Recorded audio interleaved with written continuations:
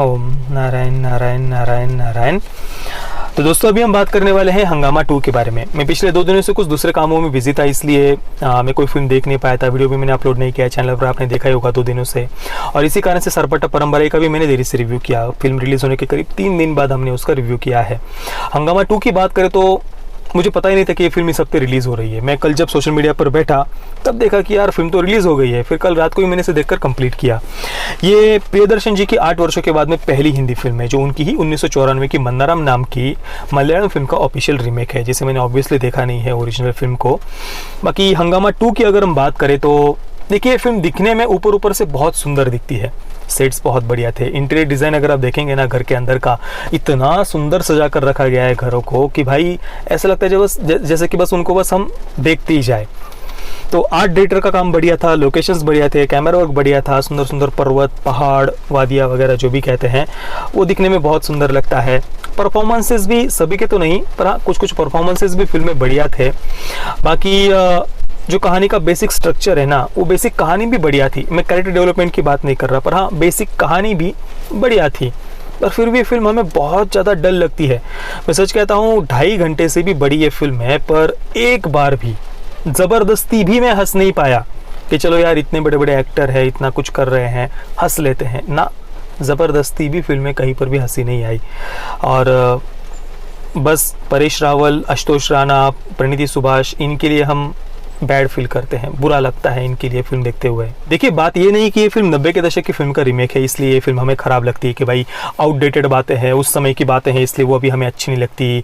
वही बातों को हम दोबारा से क्यों खींच रहे हैं, जिन बातों से हम आगे निकल चुके हैं वो वगैरह वगैरह, ऐसी बातें बिल्कुल भी नहीं है। आज भी 90 के दशक की, 80 के दशक की कई सारी फिल्मों को देखना हम पसंद करते हैं, वो बातें हमें बिल्कुल भी आउटडेटेड नहीं लगती है।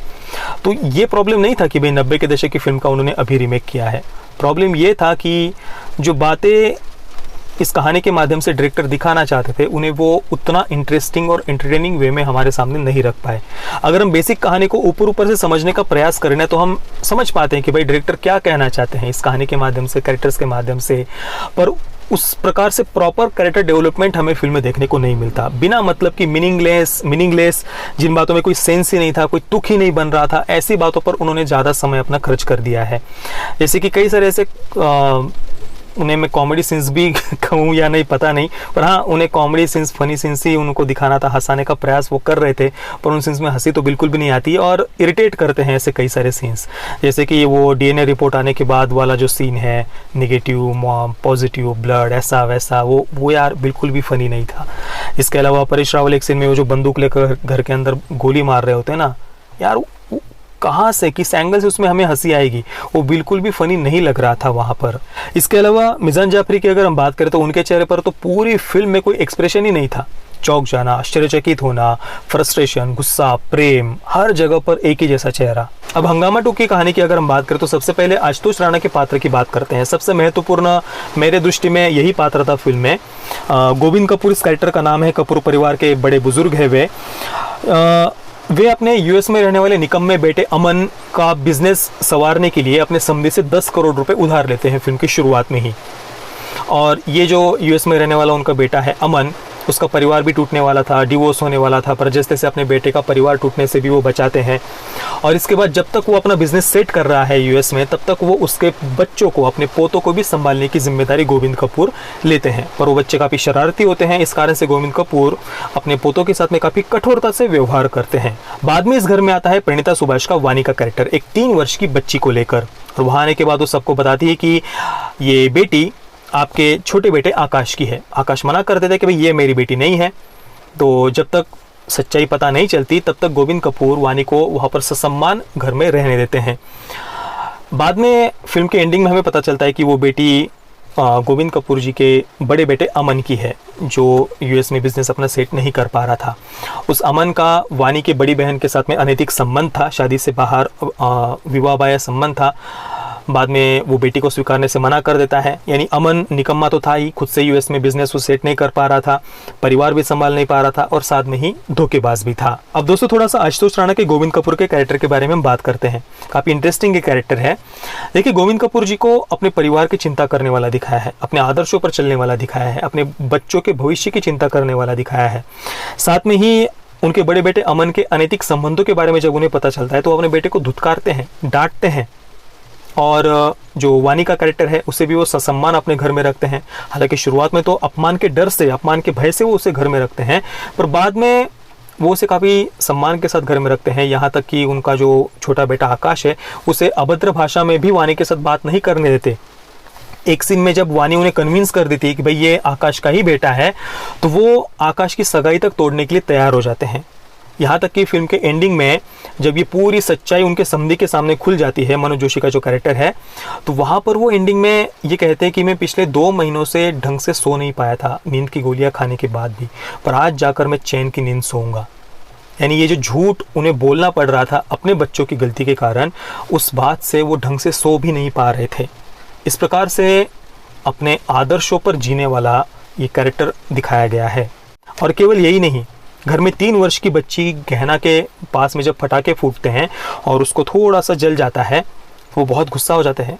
उस बच्ची की वो बहुत चिंता करते हैं, बेटी की वो बहुत चिंता करते हैं। और ये सब बातें मैं सच कहूँ ना, ये मैं इसलिए आप सबको बता रहा हूँ कि ये सब बातें आजकल हमें फिल्मों में बिल्कुल भी देखने को नहीं मिलती। इससे बिल्कुल अपोजिट कैरेक्टर्स हमें देखने को मिलते हैं। मतलब यहाँ पर फिल्म में अगर आप देखेंगे तो घर में एक बहुत ही बड़ी भगवान श्री कृष्ण की मूर्ति है, प्रभु श्री रामचंद्र जी का फोटो लगाया गया है, एक भारतीय संस्कृति का पालन करने वाला परिवार है।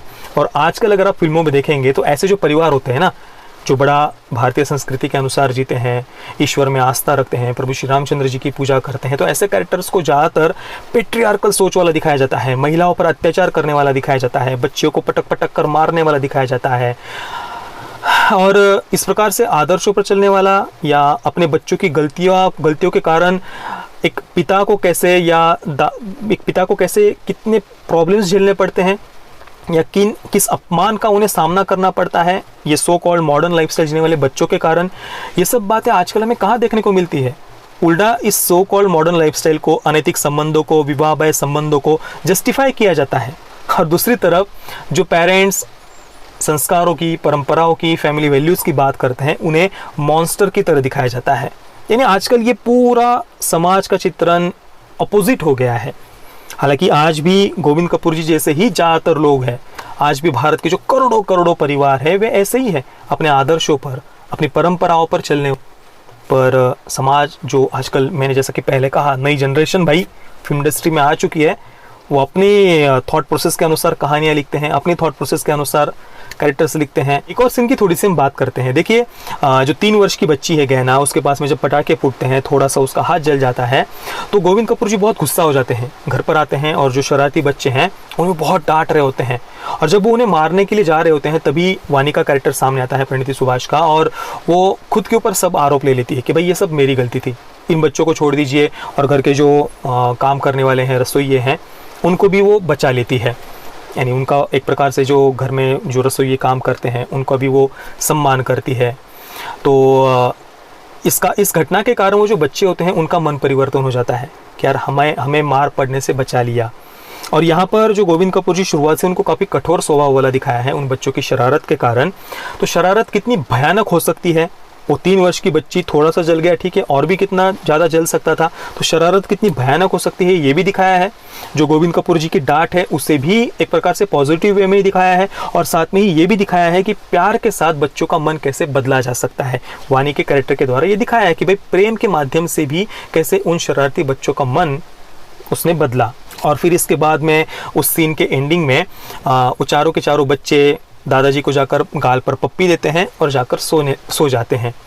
तो कितना सुंदर मैसेज यहाँ पर दिया है ना, देखिए ना, मतलब वो जो घर के बुजुर्ग होते हैं उनकी डांट को भी हमें पॉजिटिव वे में लेना चाहिए। वो डांटते हैं तो हमारी भलाई के लिए ही डांटते हैं। और ये बातें मैं सच कहता हूँ, आजकल आप मुझे बताइए कहाँ आपको देखने को मिलती है। तो और ये 90 के दशक की फिल्म है, ये सब बातें इसमें दिखाई है, इस कारण से ये फिल्म हमें ख़राब नहीं लगती है।